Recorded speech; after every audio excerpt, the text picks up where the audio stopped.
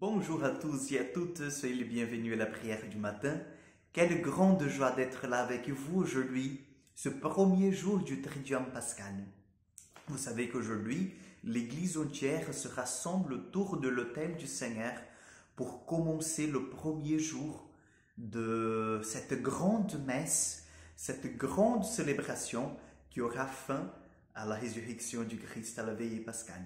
Oui, chers frères et sœurs, vous avez bien compris. La messe, la célébration du Triduum commence aujourd'hui et finit le samedi soir, le jour de la résurrection du Seigneur. Aujourd'hui, chers frères et sœurs, nous avons deux célébrations importantes. D'abord, la messe chrismale. La messe chrismale, c'est la messe où les huiles pour les sacrements sont bénies par les évêques, qui sont les pères de communautés chrétiennes, les pères d'un diocèse composé par plusieurs paroisses.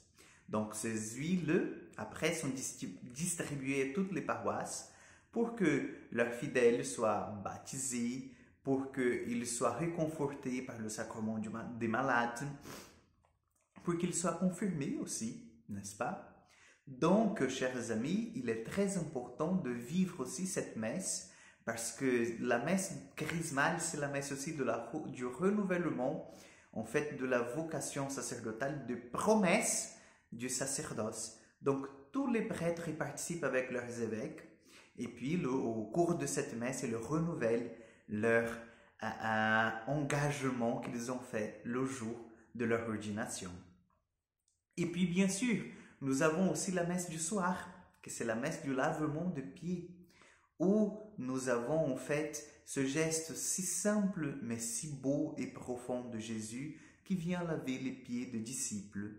Et après cette messe, la messe du lavement de pieds, la messe de l'institution de l'Eucharistie que nous appelons, c'est la messe où le Seigneur il vient en fait nous préparer pour entrer dans ce grand silence, le silence des ténèbres.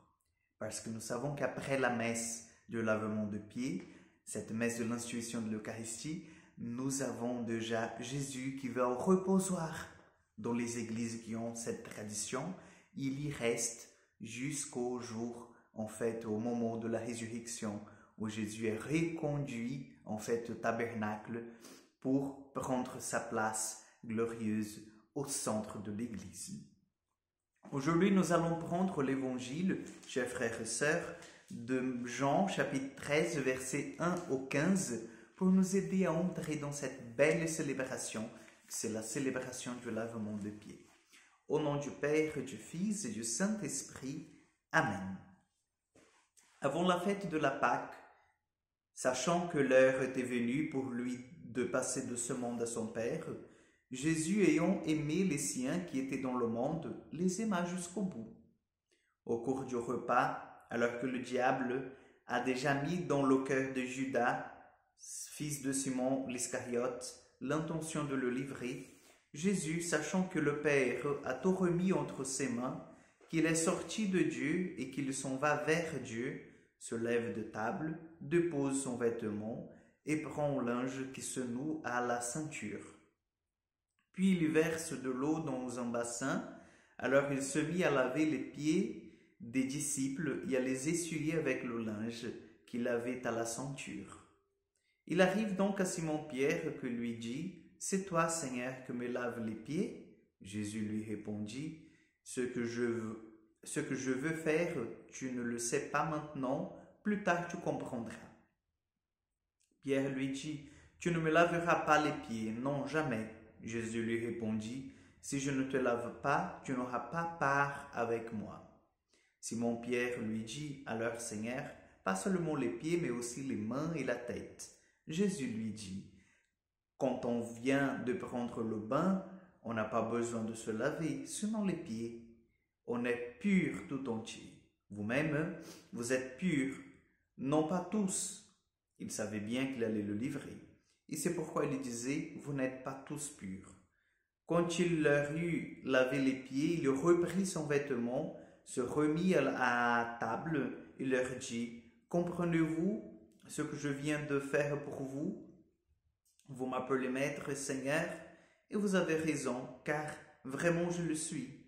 C'est donc moi, le Seigneur le Maître. Je vous ai lavé les pieds, vous aussi, vous devez vous laver les pieds les uns aux autres. C'est un exemple que je vous ai donné afin que vous fassiez vous aussi comme je fais pour vous. Acclamons la parole de Dieu. Oui, c'est Jésus qui se met au service, qui lave les pieds, qui nous apprend en fait à être là au service de nos frères, au service de la purification de nos frères. Chers frères et sœurs, par la personne de Jésus, par la personne, de chaque prêtre, c'est Jésus lui-même qui agit au service de la communauté. Aujourd'hui, c'est un jour où nous nous unissons par la prière pour prier pour les prêtres de notre communauté paroissiale, de communautés que nous connaissons, les prêtres qui ont fait en fait de grandes choses dans nos vies, qui donnent un grand témoignage de cette parole vécue, incarnée dans leur vie. Aujourd'hui, c'est le jour de faire mémoire de cette vocation sacerdotale instituée par Jésus, instituée pour le service de l'Église.